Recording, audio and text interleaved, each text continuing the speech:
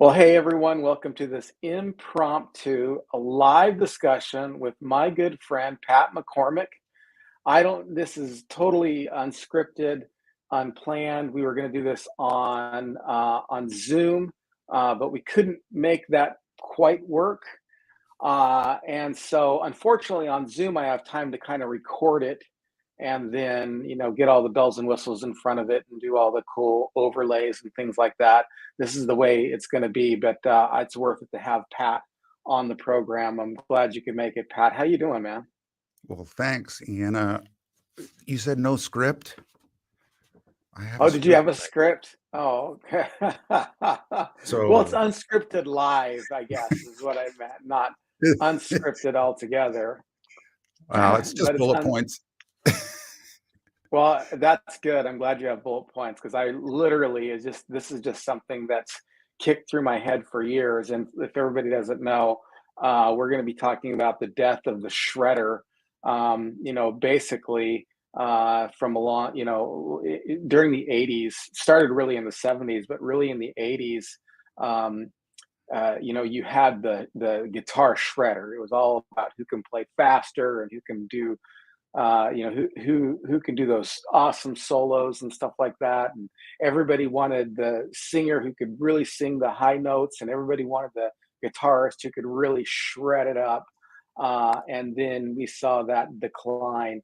We got our first guest here on our first name. Greetings from South Carolina, Danny. How you doing? Double You might be the D. only one because It's all for again, you, people Dan. see this on yeah, well, people see this on the replay, but again, it was one of those things where we were like, okay, well, we got to do something here. So we're just going out live. But before we get to the death of the shredder, because you're a guitarist, I'm a guitarist, but I'm not a shredder. I can't even keep rhythm, basically. I don't know what I am. I I yeah, it was interesting because my fiance's father is a guitarist and he has a big studio. And I went in and I played the electric guitar for the first time in probably a good 5, 6 years. And it was awful. I mean, I'm hitting strings and like with the guitar on with the amp, you don't really realize you're hitting those strings that you do with an acoustic guitar. You kind of go down and hit the string, and and it's all that you don't really hear it on the acoustic as much. You get a guitar, electric guitar, and you hit the wrong string, or kind of your finger kind of taps the other string accidentally. That you have to be more spot on with an electric guitar than you need to be with an acoustic. So that was a lot of fun. So we're going to talk about something that's important to both of us. But before we do that, Pat, where you been, man? What have you I been have up to? no idea. You disappeared. I want to know kind of personally what's been going on with you the last year. With YouTube and all that stuff. What happened? Well, nothing really has happened. I'm still creating my tribute videos for Retro TV Trivia. A little Hmm. more sporadic, not as much as trying to barrage the audience. Because growing an audience is just, I mean, these days on YouTube, it's like, I'm going to do all the right things and nothing's going to happen. It's almost a luck Right. of the draw. It's almost a luck of the draw these days. And once I came to realize that, I thought, I shouldn't be putting this much effort into just this. And I need to try to diversify a little more. And that is Hmm. at which point my friend Barry King and Alan Sanders from BK on the Air, among other friends, were like, "Do a podcast, man. Start talking to these people." And so then I thought, well, if I can actually get a hold of these people, because I know a few celebrities, and so there was a good place to start. But it actually took on a life of its own. Now that, instead of Retro TV Trivia, is Retro TV Radio, which is available on most popular platforms. Um, Cool. but I've had over 32 celebrity interviews that I've been able to upload to my podcast, and that is continuing on. Um, like I said, it took on a life of its own. Suddenly, I'm an interviewer, and again, Right. Right. like you said, I'm a guitarist. I started this whole thing. The golden rage of TV was specifically my version of the Trans-Siberian Orchestra doing classic television themes. And I even went ahead and did a full production, full recordings of 12 of these incredible TV themes and put my own twist on them. Quite proud of it, I might add. Yeah. But again, it's like with with age, sometimes you have to not only diversify, but literally pivot from one thing to another based on what your body is telling you. And from the time of starting that to now, my ears got compromised. And that's from live performance, playing with drummers, recording with headphones for decades. So again, it was one of those Yeah. things that didn't surprise me. And I've had it told to me, hey, you'd do it all again, wouldn't you? And the answer is yes, of course. But do I miss that aspect? Extremely. Hmm. Because what it's done is it's actually not just caused my hearing and the tinnitus and all the fun stuff that goes along with a hearing problem, but it's created a sensitivity. So I am sensitive to the frequencies created by an electric guitar now, which aggravates every problem. So it's all Right. nylon string acoustic for me now. And it's like you were saying a little earlier, you can't hide with an electric. You know, everything's there. It's constructive or creative muting that is the key. And boy, did I have that down. Right. So it's Right. like Right. the electric guitar can be literally, it can tap straight into your soul, exactly what it is you're feeling. And if you can convey that with that instrument, there's no better place to be. And I'd been there enough times that I can at least say, I did that. And it was so gratifying. Now we pivot. And I've pivoted to becoming an interviewer, not recording music anymore, but playing a Right. lot on a nylon string acoustic, which my ears can handle. And then I just take on the really difficult songs. And that makes me feel good. You know, it's like, all right, Do you have you played electric with trying to plug your ears? Trying to plug your ears up with well, earplugs, you know, or is it does that doesn't matter? you know what that does is it just ruins the sound quality. And it's like, well, what's the point if it doesn't sound good to me? And Hmm. again, it takes off all the highs. So, unfortunately, I was the era, right on the cusp of baby boomer Gen X, where Yeah. all us musicians did not have the in-ear monitors that they use now exclusively, Right. which Right. Right. Right. protect your hearing. Well, let's just say it prolongs your hearing. It certainly doesn't protect it. But what we had was these barbaric speakers straight up into our face, huge side Right. fill straight into our ears, and drummers without baffles, without the Mhm. plexiglass, which is what everybody does now. And the problem with drums, Ian, they're really loud. And Oh unless yeah. Yeah. they're not electronic, they can't turn them down. So what's your option as a guitarist? Turn it up. Right. And Yeah. so Exactly. Yeah. And I've been I there. I've been there. I mean, I was briefly into that for a while, but I mean, I remember, just having my ears hurt. Let me just address a couple of people that have joined us in the audience here. So, Hungry Dirk says you should have promoted this. At the very beginning of this, I kind of explained, but I know people are trickling in, so let me explain now. We were going to do this on Zoom, and then I was going to promote. Then I was going to promote it. This wasn't going to be live, but we had some trouble connecting on Zoom, so we were just both available this time, so I went ahead and we did it live. So that's why there was no promotion. And Lance Chafin says hi. And so you say, you caught this by chance. Um, yeah, a lot of everybody's gonna be catching it by chance. I didn't know I was gonna go live on this, but there's really not a way to record this for the channel unless we do it live.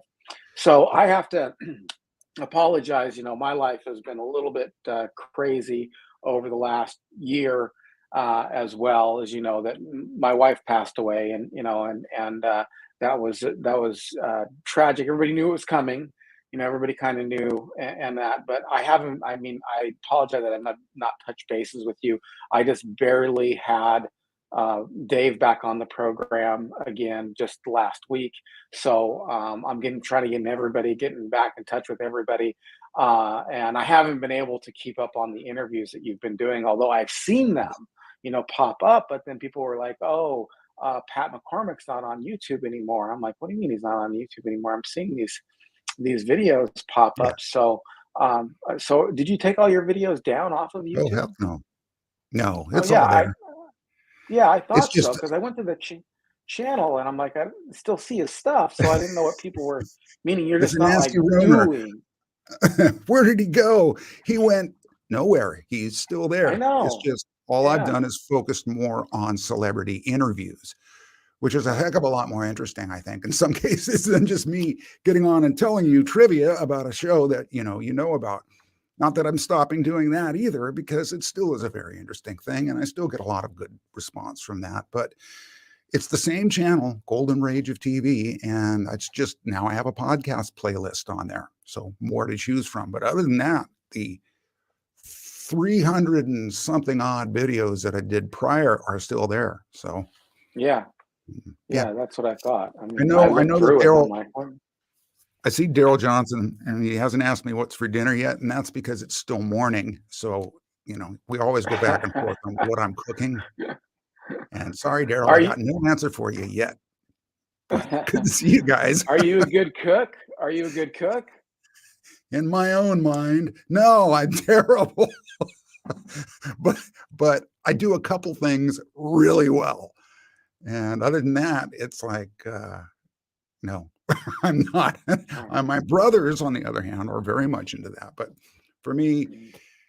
I did my cooking with the guitar, Ian. That's where I created.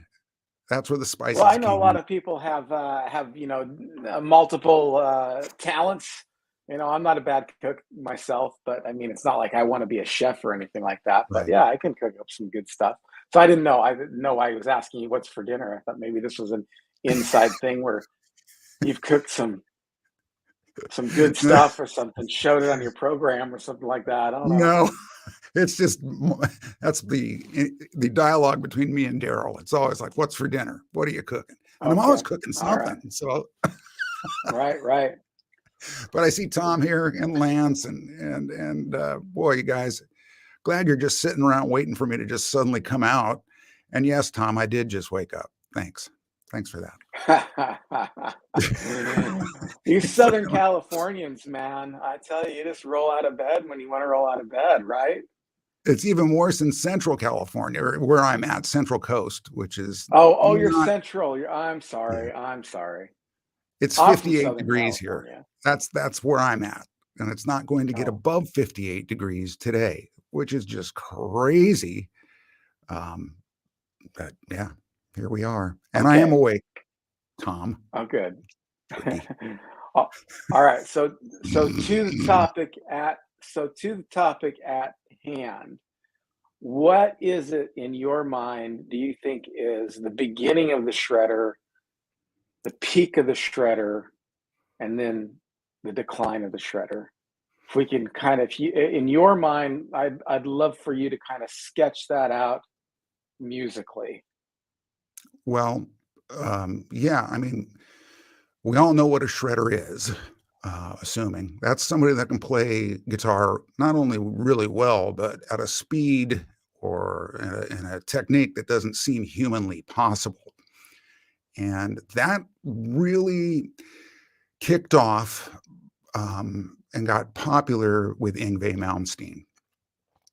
Oh He wow, okay. was he was the first popularized shredder, and prior to him, there was a guy in my Bay Area, as a matter of fact. His name was Mike Varney, and he had his own record label called Shrapnel Records. And this was specifically a specific label that signed incredibly good guitar players from around the country. Yngwie was one of them. It was Alcatraz was the band. And it's funny because after Yngwie left Alcatraz to pursue a solo career, they replaced him with Steve Vai. So basically, that band was a Mike Varney creation. He also signed a band called Cacophony. Cacophony was Jason Becker and Marty Friedman, two total shredders. And so it got popular, and then again, it wasn't popular. What year is this for you? This would have been the early '80s. Okay. I would say approximately '84. Okay. Where you really started becoming aware, and as a guitar player, I was like, oh my god, I guess I got to start practicing more. But there were other sources besides Mike Varney and who he brought in, but he was like the pioneer of getting the shredder out there, creating a whole record label around it. And again, you guys can look up Shrapnel Records and you'd see all these incredible players that he signed. Tony McAlpine comes to mind. But at that same time, there was a shredder band that actually gained commercial success, and that was Night Ranger, which, I mean, that #1 hits, mixed with some of the most incredible guitar playing you could imagine. And that was a weird one.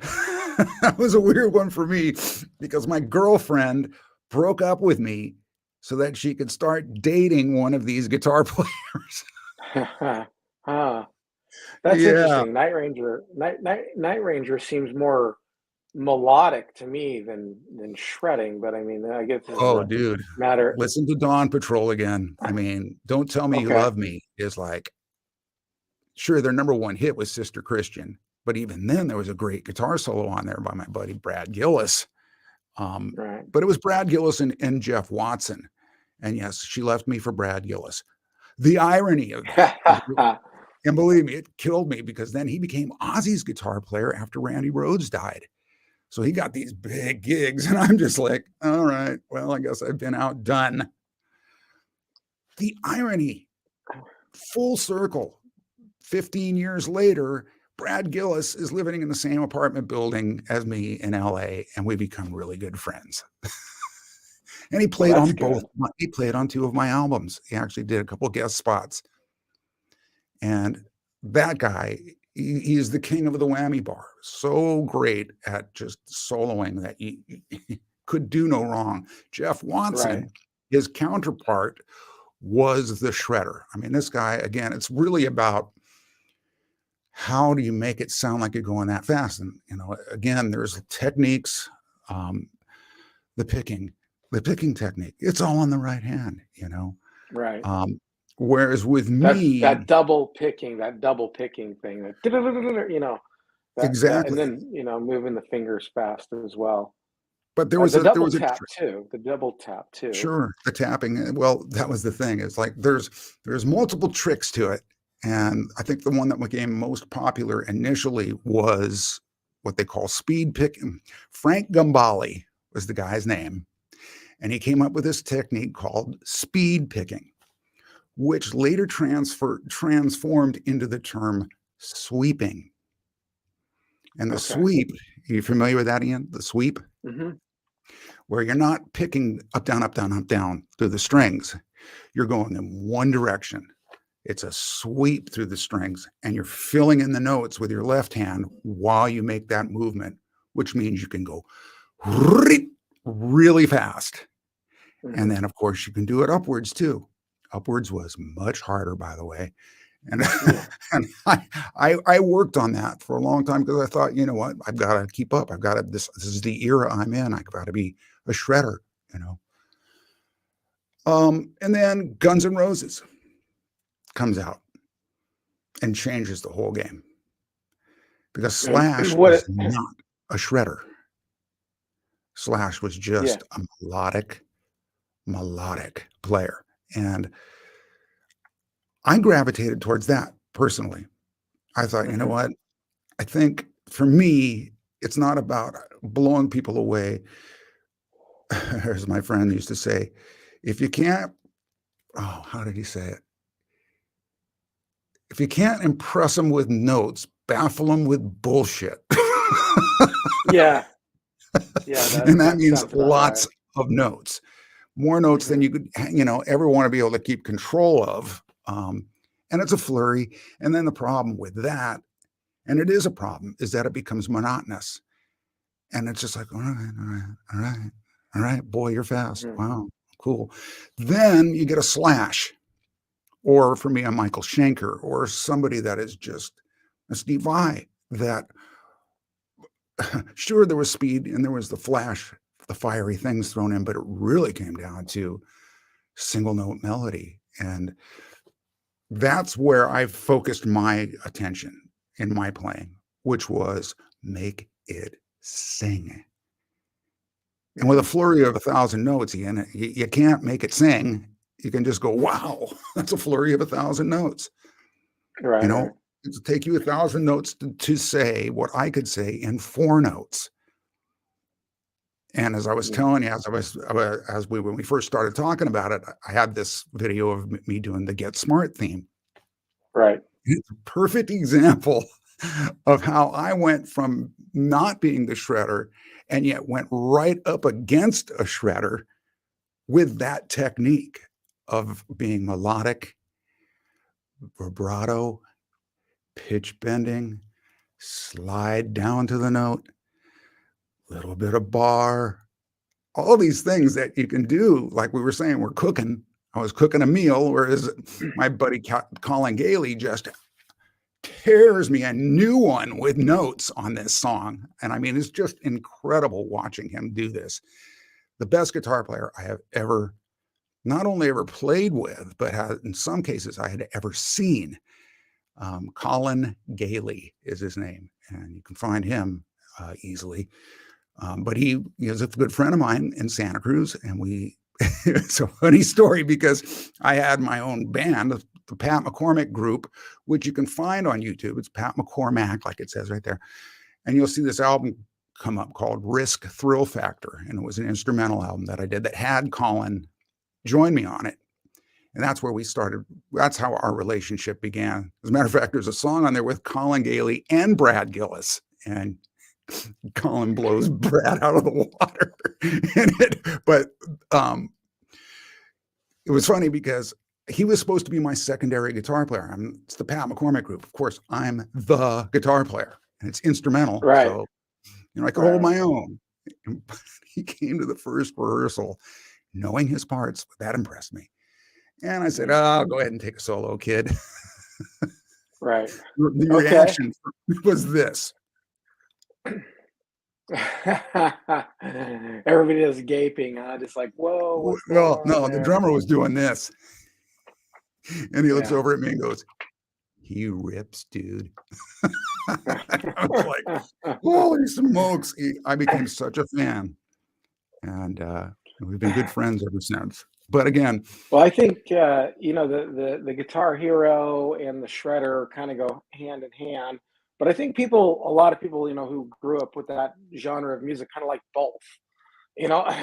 Unfortunately, um, as I saw it, the shredder got assumed more and more under the auspices of hair metal or glam metal, oh yeah, because glam was all about the show, and and it was really just like, well, who can shred faster and faster, and whose guitarist is better than whom. And it wasn't really whose guitarist. And I remember, I mean, I was stupid. I mean, I'm 15 years old in 1988, and 17 years old in 1990. And of course, I'm thinking in my brain, well, how you tell who's the best guitarist is not who sounds the best, but who can play the best notes in a single, like in a single bar. not the And most but notes, that the was, best notes. Not the most notes, the huh? best notes.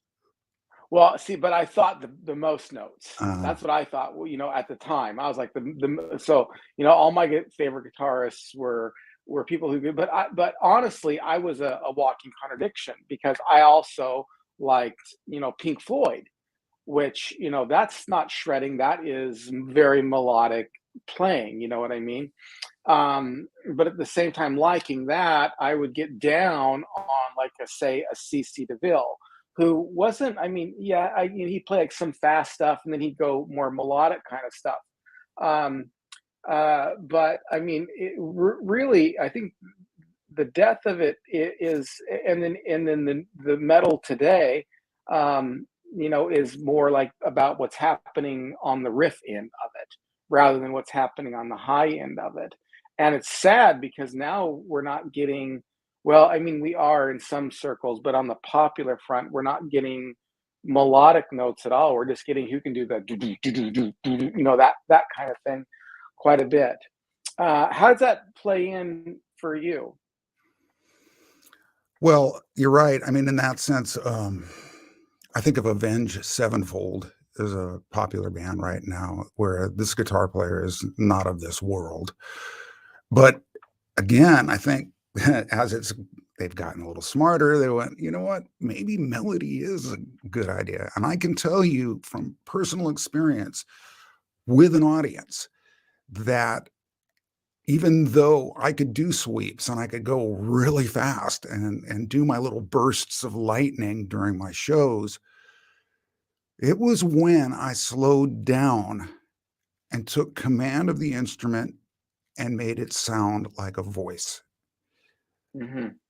I would, and then of course, drenched in the spotlight, you're getting a little help there because you're just feeling like you're on top of the world.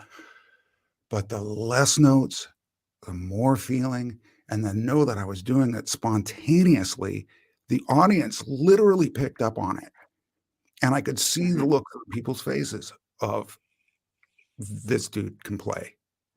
He's Right. he's he's got control of it. And really the trick was, Ian, make it sing. Make it sound like a voice. Don't go right into your vibrato, but hit the note, maybe bend the note to pitch, and then vibrato. Yeah. Just that little technique blew people's minds. Right. Right. Granted, it's one of So the what? hardest things to do next to Right. So what do sweeping and you all think? that speed stuff, but, What do you think of a shredder? Like, would you consider George Lynch a shredder? not Randy in the, Rhodes? not in the no, those guys weren't in the traditional text of, say, Paul Gilbert. You got Paul Gilbert, Racer X, Mr. Big. This guy, Hmm. I met the Musicians Institute in 1986, and he was a former student who would just come in and do, side teaching, and he'd go into the side rooms and just start playing. And I tell you, Ian, I'm walking down this hallway and I'm hearing this playing, and it just in my head is like, there is just no way on God's green earth that anybody could be playing that fast. Physically, it's not possible. And I was like, get over there. And he's the only one in this little room doing this. And I was like, I can't believe what I'm hearing.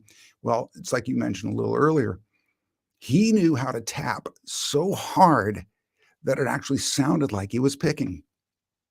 Hmm. So he had the benefit of not having to hit every one of the notes, but instead, but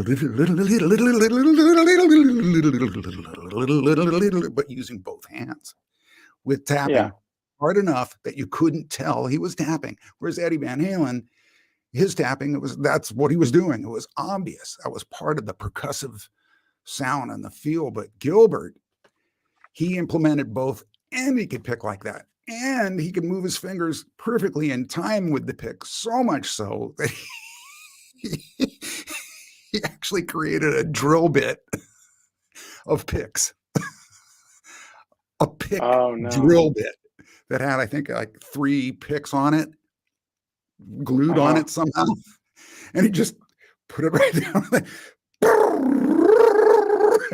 And he would keep up Talking with like the drill. the flight of the bumblebee on Yeah. I crack. mean, yeah, only in this case, it was being picked. And that was one of his showstopper things that one of his little tricks that he would do.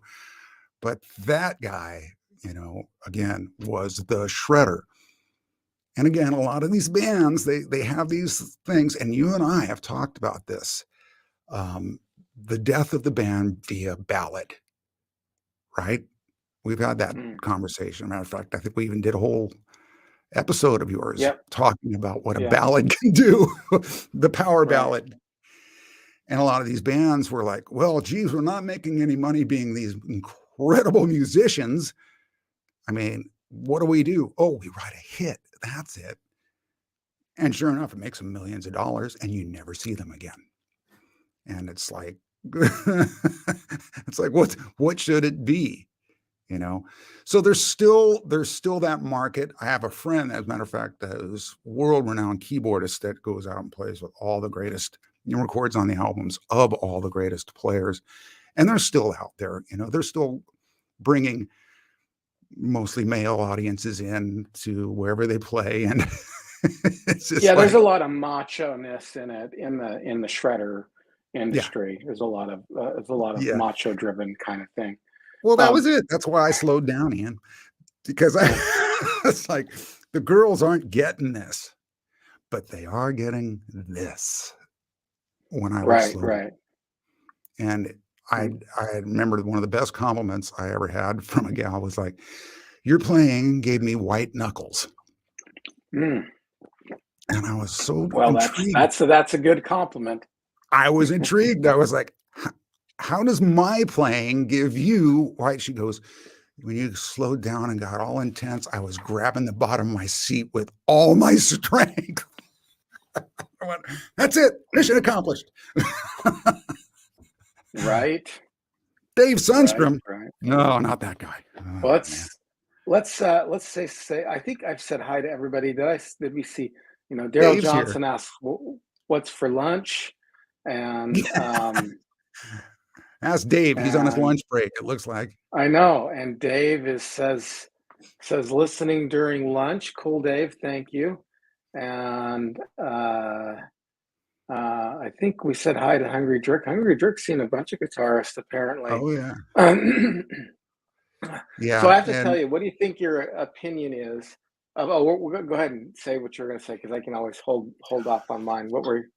well, yeah, man, I could just keep going because this is my jammy. I mean, I'd had the experience of playing with some of these people, and, again, my secret weapon, which is evident in the Get Smart theme, clear as day, because when you see the Get Smart theme and you see Colin Gailey take his solo, folks, there's no doubt about it, that's called shredding. And Yeah, then immediately when he finishes, I cut the song in half to cut time. So I drop the song from the speed it is to halftime, and I play 5 notes. And it could be the best solo I've ever done in my life because yeah, I was all there without actually thinking about what it was I was doing. And with this kind of technique where you have to play these bursts of lightning fast notes, believe me, you got to be thinking about what you're doing. And you will have had to have done so much repetition to be able to achieve it. And again, it's still a learned technique, and it's still a structured, play to the metronome, work on your right hand technique, get it all down. But whereas slow playing or melodic playing is what I call it, you can forget all of that and just, again, after 40 years of playing, you're able to shut it down and just go, okay, I'm just going to make this say something. And so that solo that I do on Get Smart after Collins is off the cuff. It's not written. It just came out that way.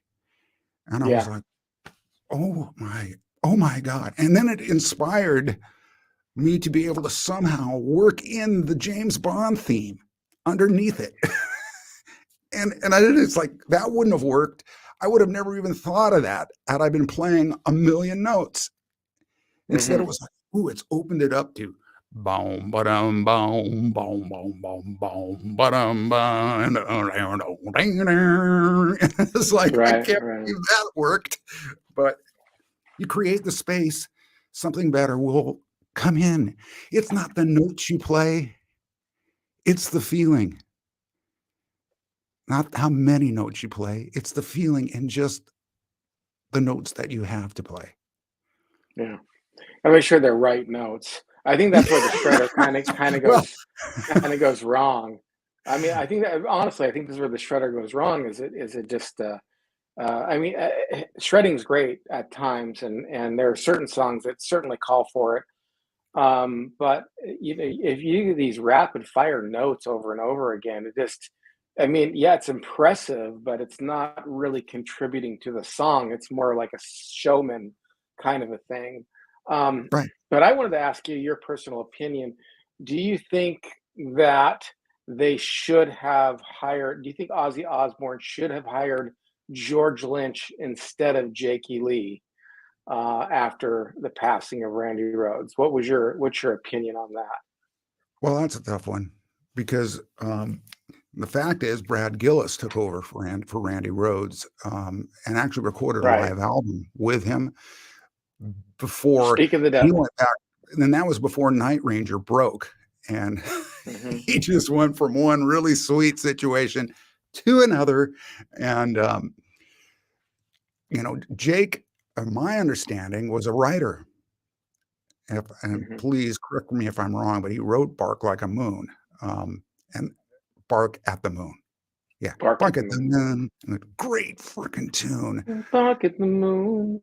Yeah, Do, and do, do. that was Jake, and that was his playing, Yeah. and to see him live was extremely impressive because he was the whole package. The footage of the US Festival is Jake, and he was just phenomenal.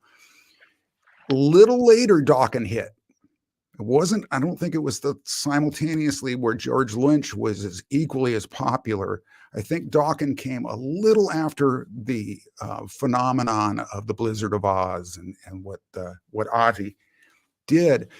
So I thought that was a better vehicle for him because it just was more him. It wasn't him there playing Sabbath songs or writing for Ozzy, which again it would have diluted it. Would he have been better? Would he have been a better choice?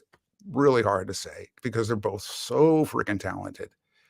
But Right. again, neither of them I were think Ozzy was really looking for that shredder at that point. You know what I mean? I think he was really kind of looking for somebody to replace Randy Rhoads and carry that on, impossible. which I yeah, but Jakey Lee gave it a dang good job. I'll tell you Oh, that I much. I mean, agree. Jakey Lee's an I incredible loved him. guitarist, but I think it would have been a radically. I think what Ozzy Osbourne would have done would have been radically different with George Lynch because George Lynch has such a unique guitar sound that it's hard to recreate, what he does, in my Right. opinion. I mean, Well, and he's not doing it with speed, is he?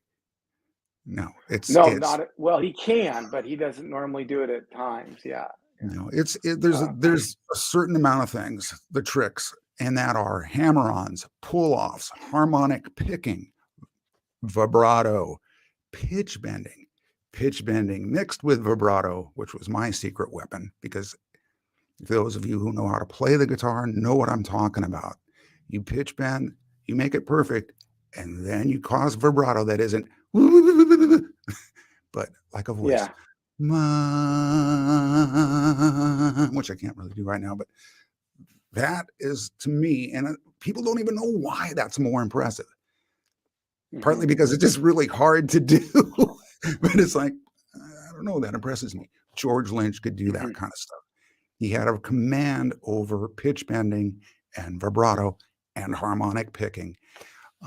He wasn't a sweeper, or if he did, it was seldom. Whereas Yngwie is just like he sweeped so much the place was clean for a year. I mean, it's Yeah. like, oh my gosh. Yeah. Well, Whereas Jeff, Ingve is arguably one of the best guitarists in the world, but honestly, I don't want to listen to Ingve. I mean, right, for a while, a song or two is cool, but a whole album of Ingve is a little monotonous. right, I didn't really care for it. The one thing I did like about Ingve is that I really, liked about Randy Rhoads was the classical guitar mixed in with that. And for me, George Lynch, that's at least part of what Jakey Lee carried on after George Lynch was that classical musicianship being carried into, which also fed into Ozzy Osbourne, ominous, 12th century kind of castle driven music kind of that he was going for, where George Lynch had much more of a um, uh, like a good. He had much more of a blues and jazz background that I think it would have just been a completely different band if he would have taken over. Even though Ozzy Osbourne's voice is so unique, um, unfortunately, when you look at bands, the whoever the lead singer is kind of is the voice of the band. It really is the voice. It's really the voice of the band. Unless you're getting a sound alike for your next guy, when that guy leaves, it almost becomes a different band. You look at Van Halen, we can name a dozen bands that are like that. Guitarists seem to be, you have to be good, you have to play what they played, and you have to play like the other person played. There are a few exceptions to that. George Lynch is one of them. His playing is so unique that you don't have Dokken without, in my opinion, you don't have Dokken without George Lynch. Dokken, even though you have his voice, as soon as George Lynch leaves and brings somebody else in, it is as distinctive as a lead singer to me. Right. Yeah. Yes. Yeah. We had a term for that. We What's did. that? Isms. Okay. And what you do is you put that ism at the end of the person's name. So when you'd hear Van Halen, the Van Halenism is, the tapping. That's a Van Halenism. With Brad Gillis, his ism was pitch bending. Vibrato bar, the king of the vibrato bar. Ian, he once did a solo for me with a harmonic, and that was it. He hit the harmonic on the guitar, went and went to his bar and played the solo by moving the bar, not actually playing the frets. That's how great he right. is. That's a Brad Gillis-ism. Totally noticeable. George Lynch. Yeah.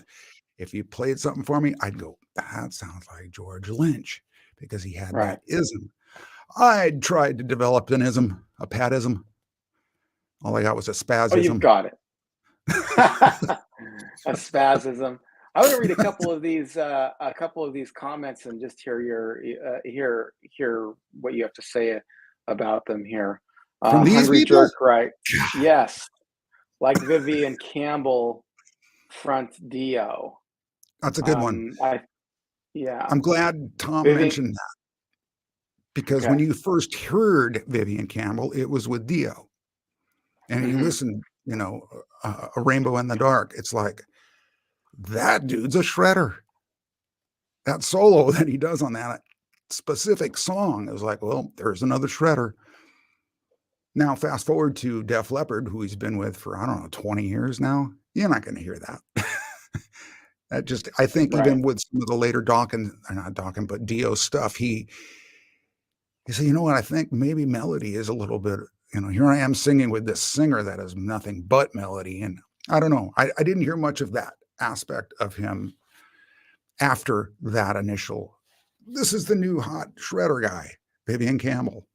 So yeah, it's a good point that you brought it up, but it's funny. He came out like that. And then I think somewhere along the line, he went, that field is going to be really flooded really soon. Maybe I should focus more on what I can bring to a band rather than being who replaced Vivian. Who replaced Vivian Campbell after he left Dio? Yeah, I forgot the name of the guy who replaced him in Dio. Anyone. I couldn't tell you. I really don't. I couldn't tell you either. Let's see. Okay, I want to hear your opinion on this statement. Ozzy is brilliant in the fact that he hires people in his band that are way better than him. It's all yours, Ian. It's all. What do you mean? Way better than him at what? Cooking? Yeah. We were talking about cooking, weren't we? I think he meant way better of a musician, way better musicians than him. Let's face it, Ozzy's a great writer. He's innovative, but he's not like a great singer. He's not fantastic. He does what he does good, but it's not like he's got some crazy range or anything like that. Well, way better than is certainly not the way I would describe anything having to do with who he has or who he's played with, because Okay. he's Ozzy. I mean, despite what anybody might think, he's still one of the greatest rock singers that's ever lived. And I mean, Tony Iommi would say he is the best that has ever lived. And, all you got to do is go back and look at his track record. If he was hiring another singer, then you would be like, well, why did you just hire somebody that's not as good as you? Well, because I'm the star, I'm the singer. As far as comparing singers and guitar players and bass players and drummers, it's apples and oranges, man. He got top shelf is what he did, and deserved Yeah. it. That's how I looked at it for sure. Okay. All right. Well, I see that too. I can kind of see both sides of it as well. I mean, yes, there's no replacing Ozzy, but let's get that leads to this next comment right here. Like Black Sabbath with Ronnie James Dio. Which was Black great. Sa Yeah, yeah, but I mean, it was arguably almost a different band.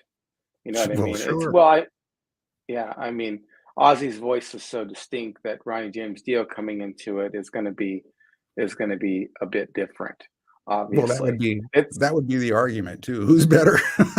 It's like, um, that's a tough one. Ozzy is more distinctive, clearly. You hear Ozzy, he's got the Ozzyisms, right? There it is. That's an right. Ozzyism. With Dio, it was just brute force. Brute force. And arguably, those two were the best metal singers ever. I'm partial to Rob Halford and I like Bruce Dickinson. Um, but these guys, I mean, yeah, Black Sabbath did okay. They sold some albums with Right, great singers, you know. right. Let's see here. Yes, please remember to hit the like button. Thank you. Well, let's just drift on a couple of these bands here. Triumph, Quiet Yeah. Riot, and Priest all had great sets. Yeah. The And I band there think that I would be the least familiar with is Triumph. I mean, I know I've heard them, but I couldn't tell you a song or an album. I So, think Shadows is referring to the US Festival, which I brought up a little earlier, the '83 US Festival, which you can find. And if you haven't seen that, Ian, oh my gosh, you really got to, because they had a metal day. They mhm. separated the genres of rock by days, and one of them was a metal day. And it was when you Okay. first saw Motley Crue, when you first saw Triumph, and Triumph, I was a huge fan of that. Three guys could get that much sound to come out, and Rick Emmett, come on, man, that guy could play and sing. I mean, he just run circles around people. But of course, Quiet Riot had their big hit, "Come On, Feel the Noise," which again kind of opened up the metal market. So they were great too. But then you had this band called Judas Priest who did the Screaming for Vengeance album, and I can tell you, folks, that performance is to me the best recorded live rock performance ever made, because they sound exactly like the album. Exactly. Yeah. And Yeah. that I love right there, on top of the fact that it is hands down my favorite metal. It could actually be my favorite album of all time, period, bar none. Um, Shredding? No. But heavy, driving, great songs, yes, with some melody guitar playing. It Yeah. wasn't all being flashy, and yes, it was. They could be, but they didn't have to be, you know? But You yeah, I you're agree. telling me you don't think KK Downing and uh, Glenn the other Tipton, guys, Glenn Glenn, Tipton are shredders? You don't think they could I think shred? they're gods, but I don't think Yeah. they're shredders. I mean, I can have that much respect for them. What they did, the sounds that they created, the sounds that they got on that album. You want to talk about putting your effort into being a great guitar player, or putting your effort into getting sounds in the studio that are unlike anything anybody has ever achieved. Thank you, Marshall. I mean, you listen to that album and it's like, to this day, 40 years later, they can't do it. Not them, not anybody. Nobody can Yeah. get that sound that they got. It was so magical. Screaming for Vengeance. It was so magical that it even turned Another Thing Coming into a top 40 hit, which is Yeah. unheard of for a metal song, But why? Tone, sound, effort into the whole package rather than, look how great I am as a player. And everybody should fall behind me and know that that's what it is. Great. There's a realm for that, the shredder realm. But I would go see Steve Vai. I saw Satriani right when Surfing with the Alien came out. That was shredding for Yeah. sure. But even then, if you listen to that album, he was very, very focused on the melodies of the songs. That was the first and foremost. I actually did albums like that because I was so inspired by it. That was my music. Pat McCormick Group, it was heavy metal elevator music was my first album. And then I did Risk Thrill Factor, and all of it's instrumental. But the idea is that it's like vocal music. In other words, I'd have a verse, I'd have a chorus, I'd have a bridge, and I'd have a solo, all with the guitar, which was what was so great about what's so great about the electric guitar. You can literally do that. You can have it be a singer, and you can create singable songs. So, yeah, boy, all this talk's making me miss my electric guitar. I know. I'm sorry I didn't brought it all up. I didn't know you were going through this hearing situation. All right, It's Craig Goldie it's okay. replaced Vivian in Dio's band. There you go, Danny. Band. Okay, thank you, Danny. And after that, it was Giuffria. Giuffria. So Craig Giuffria I from remember. Angel. I remember a long time ago. Vivian Campbell's a little bit. Now I remember this, so I don't know if it's true or not. So I don't know if this is a rumor or not, but I remember Vivian Campbell being a little bit upset because when he got replaced from Dio, one of the reasons that he left Dio was because he didn't have as much creative freedom that he thought anyway. And then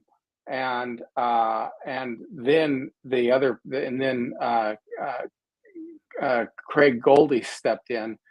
And apparently Dio gave him more freedom than he gave Vivian. And I heard Vivian was a bit upset about that because he wouldn't have left if he would have just given him more freedom. But I don't know if Dio was just trying to show him up or something like that. Whatever, you're going to leave me, then I'll get somebody in here and, band stuff. I do. I have a PhD, as a matter of fact, in psychology because I was in many bands. It's not like a degree or anything, but I could go toe to toe with any psychologist to tell you what goes on in the darkness minds of musicians. And, the beauty of that is actually having that experience. You really know what to put up with, what not to put up with. And again, you're dealing with a lot of very strong personalities. The ego. And again, ego. Wow. Well, hey, ego is something you gotta have to do this. If I didn't have that confident feel, I would have never been able to do that. And the group that I was coming up with, who were all world class, would say this: you can be as cocky and stuck up as you want, as long as you can back it up with your playing. Otherwise, you're in a lot of trouble, or you're not even thought of. You're a minion. Move along. I mean, these guys are brutal. East Coast musicians. Oh my God. It made me a better player just playing with these guys, being around these cats. And there's some amazing credentials with some of the people that I've played with. And again, that was the attitude where it was like, but even then, nobody wanted a negative attitude. Most everything was good camaraderie and all of that. but you learn personalities, and it's sometimes quite negative, all the way to the top. I mean, all the way to Right, the top. right. And So it works that way. I mean, people get their ego shattered pretty easily and stuff like that. And I remember the brief time I was in a band, well, I mean, the first band that had any like local success to it. The guitarist was super good, wrote most of the songs, and wrote most of the lyrics to the songs. Didn't really want to hear anybody else's ideas. I ended up He hated it, but I ended up changing his lyrics because they were not. I didn't want to sing them. I thought to me, he was a great guitarist. He was a great bass player as well, but his lyrics needed work, in my opinion, and they were a little juvenile, a little too juvenile for me. A little, I don't know, a little bit more story driven kind of stuff. And at the time, things were shifting over to more the angst, kind of what you're going through kind of thing, rather than songs about like, I don't know, some castle and who lives there or something, you know. And so I was writing more of those kind of lyrics, and I couldn't play his music. I mean, I couldn't sing it. And there were a couple of times where he'd come, like he'd have it all worked out, and he'd let me write the lyrics for it.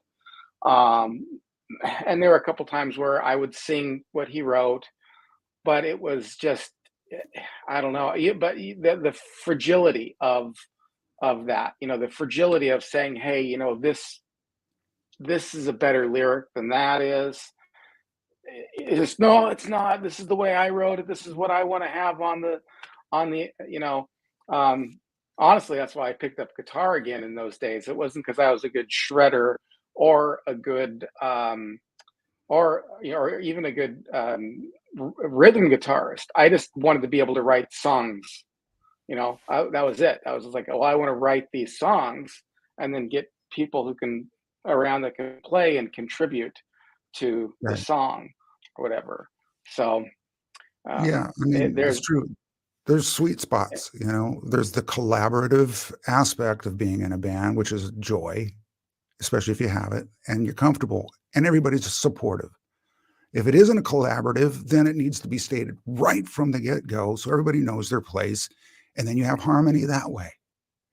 mhm. For me, playing with Ronnie Montrose for 4 years, there was no collaboration. He's established himself as a frigging legend, and I'm just getting to be his second guitar player. I know my place. But he was also extremely generous with the limelight. I mean, he would let me solo. He would let me take solos. He would let me harmonize side by side with him. It wasn't like stay in your circle back there and don't move out of it, which a lot of these big bands are like that. You're a hired side Mhm. man. You stay right here. You do not move. You do not turn up. You do not do anything improvised. And then with Montrose, I knew my place, except for that one time where I thought maybe I could improvise just a little bit right here. I'll Oh, never forget. Oh my God. It was a song called Town Without Pity, one of his big hits. And we were playing a sold out. Oh my God. And he does this thing where he's just him in the front doing this little intro before the song starts. And I thought maybe I could bed this a little bit with a little background, little chord, just the chord of the key. oh.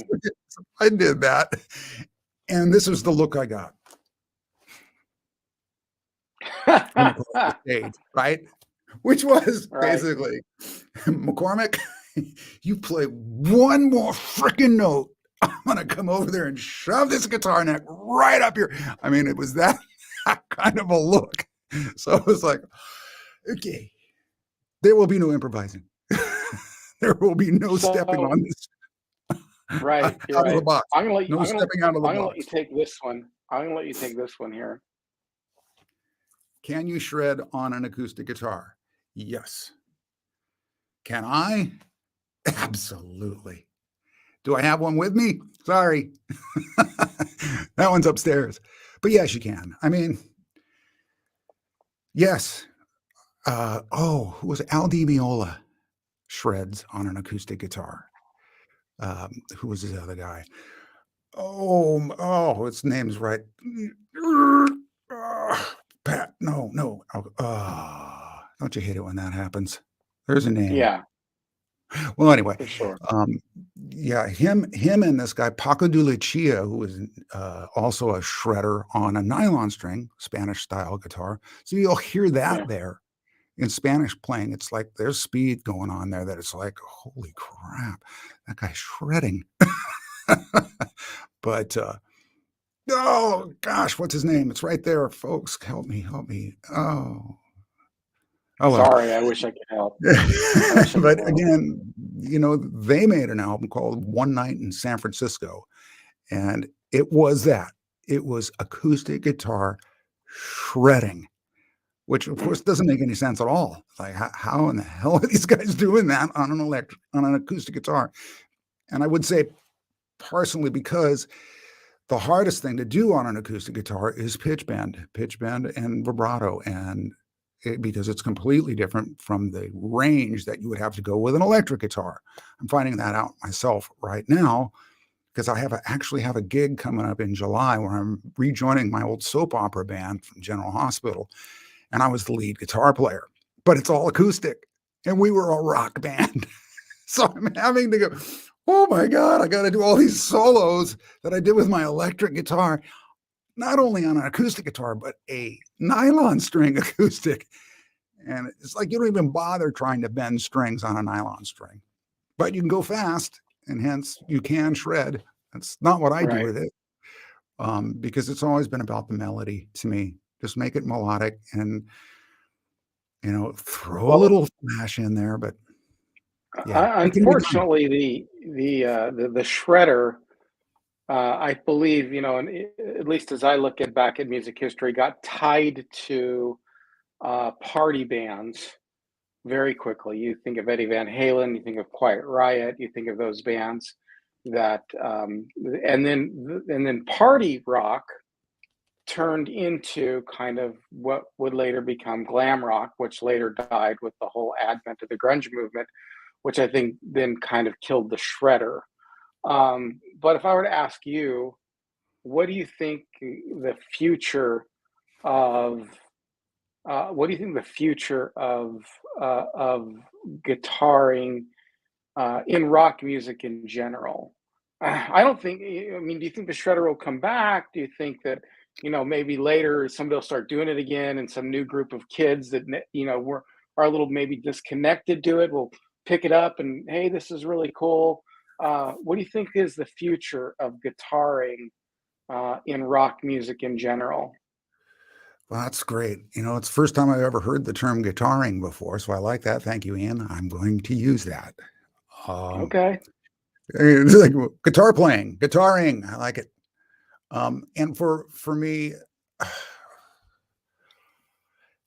at one point, I would say, what was the era during the '90s? Because Guns N' Roses really went, "Hey, solos work, man. Sweet Child O' Mine, right?" Yeah, Hmm. yeah. But what happened was bands like Collective Soul came out, and these other very much guitar-oriented rock bands, but something was missing. Something went away. It was called The Flight of the Solo. There were no guitar solos. Sure, Yeah. it was great guitar music, man, but if there was a guitar solo, it might be one note just to accentuate the chord progression that is really cool. Hmm. It wouldn't be like a Van Halen solo or a song that always has a solo. And so literally rock writing changed to exclude the solos because I guess they Yeah. fell out of fashion. They fell out of fashion in a sense. That's changed. Now you see these modern new bands. I mentioned Avenged Sevenfold, but there's many others. Slipknot, other really, really great metal bands, and suddenly there's a solo. You hear a guitar solo, and it's like, wow, is it coming back? Or is this are they just paying homage to an era gone by? Is it nostalgic? Is it a nostalgic Hmm. statement to put a guitar solo on your song now? I don't know. I don't know if Yeah. that's what it is. I don't know if it's regaining popularity. Quite frankly, I haven't seen a Guitar Player magazine on the racks in quite a while, even though I know it's still there.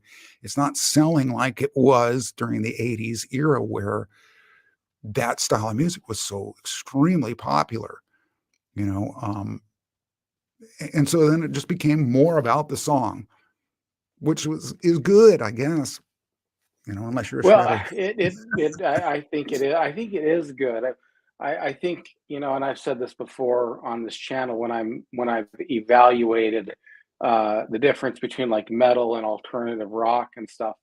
Um, is this, and this is not for all metal, of course. And I mean, you got so many bands, you're always going to find a band that falls outside or a song that falls outside the paradigm. But it seemed as though it was getting to the point, especially when you get to the latter half of the '80s, where the song was there as a platform, so other people, so that uh, uh, the musicians could perform their art.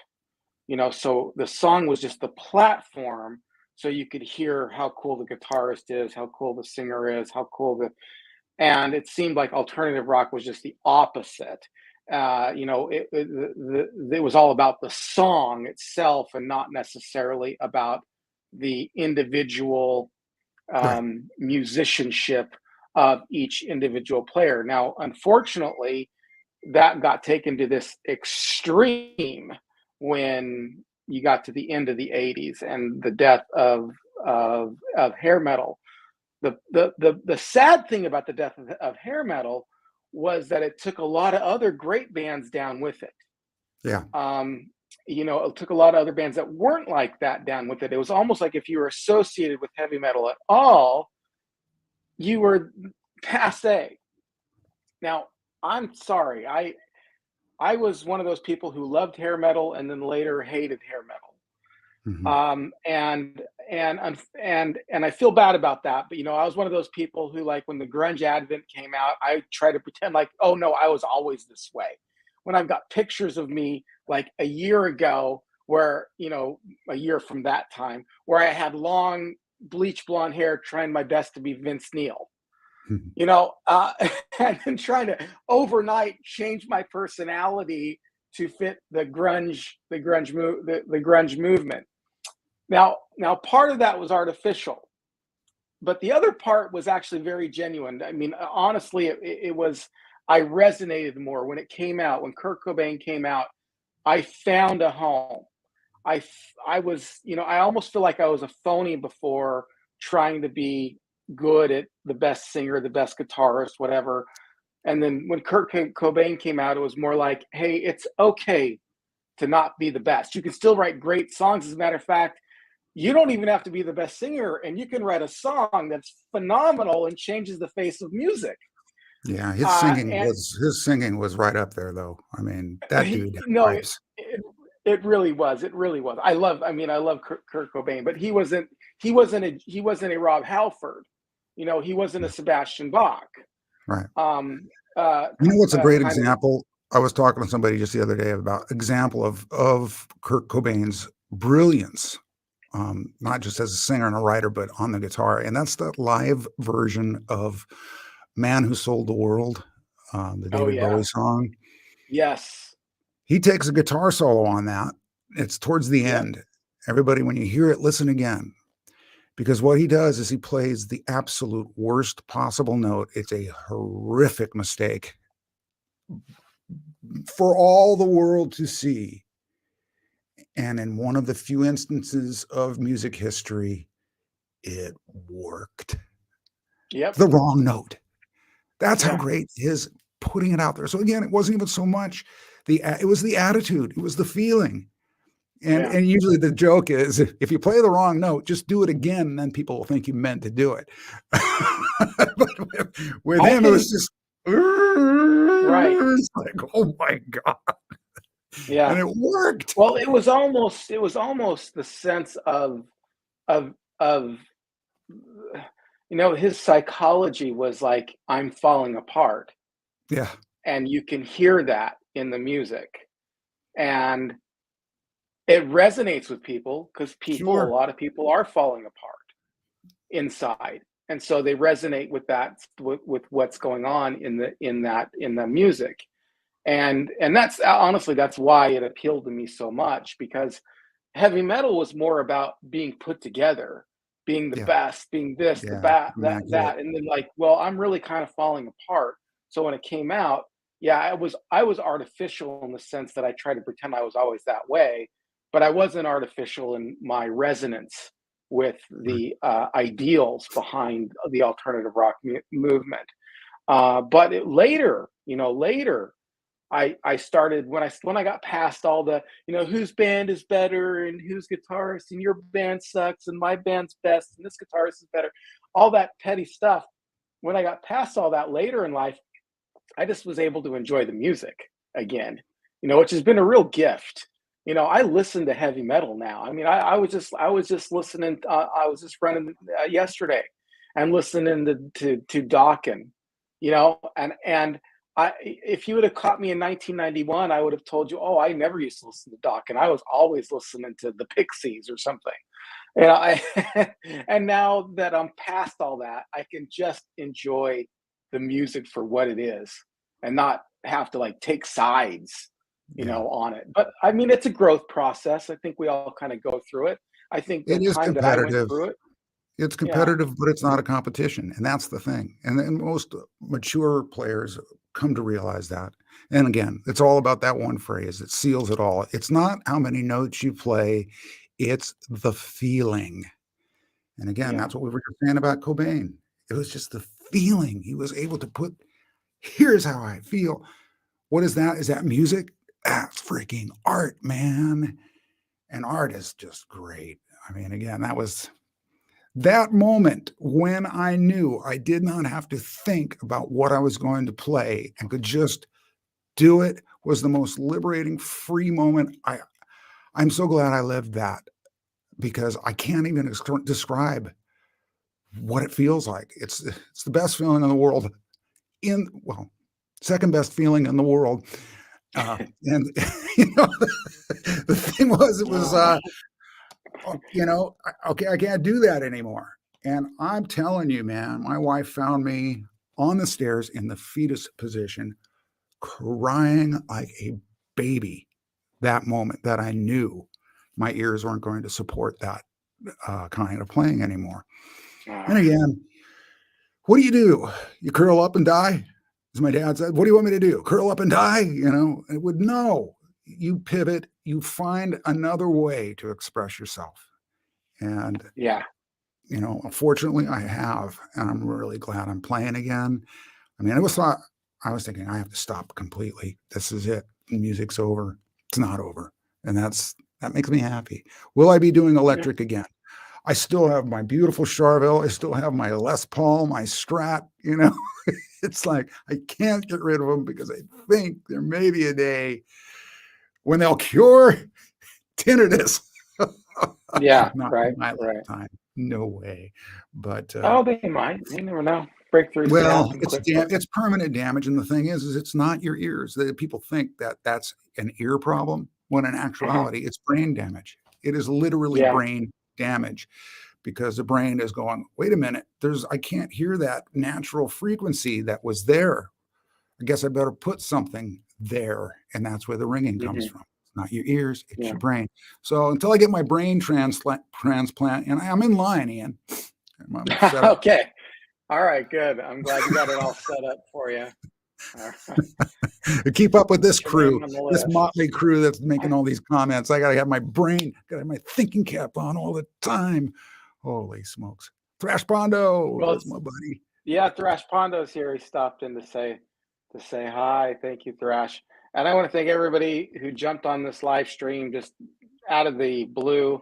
I want to thank my guest Pat Oh, thanks. so much for coming back and joining with me after what, a year and a half was it been Yeah. since you've been on the program? I can't We've remember, had a lot of but it's stuff been going on, you and I.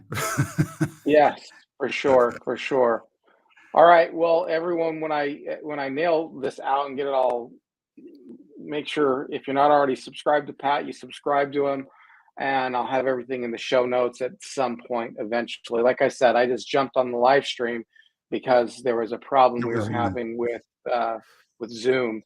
So it was either not do it or just jump on the live stream and see how everybody else, and just let the comments kind of play through. And I think this is a great, perfect example of doing the interview, but also being able to pay attention to the comments as well. So yeah. thank you, Hey, everybody. Thank you, Pat. Yes. let me mention really quick, and if you look on YouTube and search the Pat McCormack Group, what you'll see is Risk Thrill Factor songs. Go to a song called An Epic Day is what it's called. And you will hear Brad Gillis and Colin Gailey going at it on that song. And it's quite interesting because I blow them both away. See, if you can back it up, you can say whatever you want. Right. Exactly. Not true. All the way to the bank, they're laughing at me. Yeah, you blew us away. All right. Cha-ching. Cha-ching. But thanks, Ian. It's been great. You're always a great conversationalist, and I appreciate you having me, man. Yeah, and I like talking about the deep things, and you definitely got that down. So, all right, everyone, thank you so much, and we're going to find out what Pat's going to eat for dinner on our next, or cook for dinner on our next program. Well, only Daryl cares.